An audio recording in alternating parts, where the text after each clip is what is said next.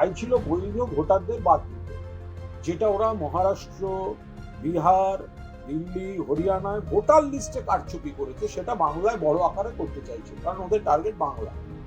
ওরা বাংলাকে ভয় পায়, মমতা বন্দ্যোপাধ্যায়কে ভয় পায়। তো সেটা এখানে প্রতিহত হচ্ছে, এলাকা টু এলাকা, man to man, family to family. Trinamool Congress পাশে ছিল, পাশে আছে, পাশে থাকবে। এই করতে গিয়ে বিজেপির যে হুঙ্কার, বিজেপির পাল্লায় পড়ে নির্বাচন কমিশন যা করেছে তাতে মৃত্যুর মিছিল। বৈধ নাগরিকরাও চিন্তিত, বিএলওরাও চিন্তিত। দেখুন আজকেও যা খবর আসছে, এমন মেস করেছে। আমি দেখলাম কিছু জায়গার বিএলওরা বলছেন, সংবাদ মাধ্যমেই বলছেন, যে দেখুন বৈধ নাগরিক, আমরা সব ডকুমেন্ট দিয়েছি, কিন্তু তাদের নাম বাদ গেছে। এবার আমরা কোন মুখে তাদের সামনে গিয়ে দাঁড়াবো?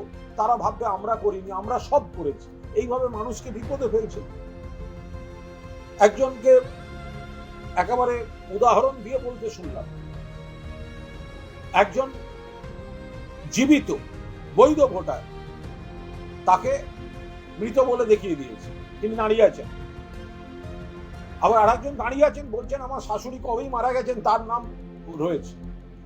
তো এই মেসটা তো এই জাতীয় নির্বাচন কমিশন এই বিজেপির পাল্লায় পড়ে এই মেসটা তৈরি করছে।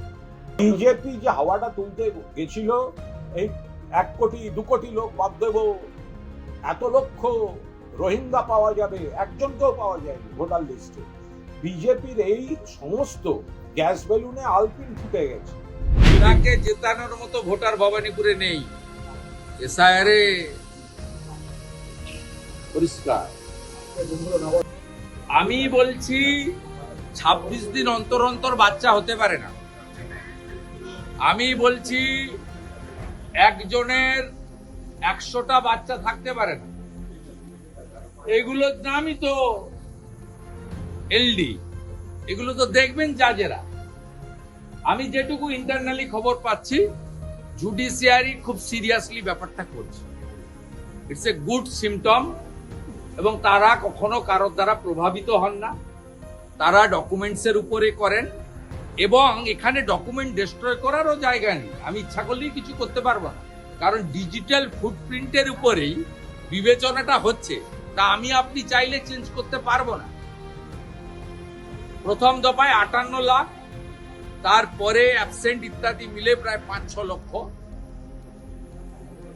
এই করে 63-64 লক্ষ তো বাদ গেছে, বাকি 65 লক্ষ বিবেচনায় গেছে। আমার কাছে অফ দ্য রেকর্ড একটা তথ্য আছে, কিন্তু সেটা আমি বলছি। এই যে জুডিশিয়ারির কাছে গেছে 10,000 ভোটার, এর মধ্যে তো 9,000 মুসলমান। বিএলও বিভিন্ন, এ বাঁচাবে এদের? যারা মারা গেছে তাদের নাম কেন থাকবে না? কিন্তু এমন একটা অনিশ্চয়তার বাতাবরণ তৈরি হচ্ছে বাংলায়, যেটা কিন্তু আমাদের কারোর কাছে কিন্তু কাম্য নয়। ভারতবর্ষে আরো 11টা রাজ্যে তো ভোটার তালিকা তৈরি হচ্ছে, এসআইআর হচ্ছে। তামিলনাড়ু দেখলাম 75 লক্ষ ভোটারের নাম বাদ গেছে। কিন্তু পশ্চিমবঙ্গ জুড়ে যেন একটা অবিশ্বাস, একটা অনিশ্চয়তার বাতাবরণে আমরা সবাই আবর্তিত হচ্ছি। যদি কোনো ভোটারের নাম বাদ যায়, বৈধ অথচ বাদ গেল, আমরা কিন্তু তার হয়ে আইনি লড়াই, অফিসিয়ালি, জুডিশিয়ালি আমরা কিন্তু লড়ব।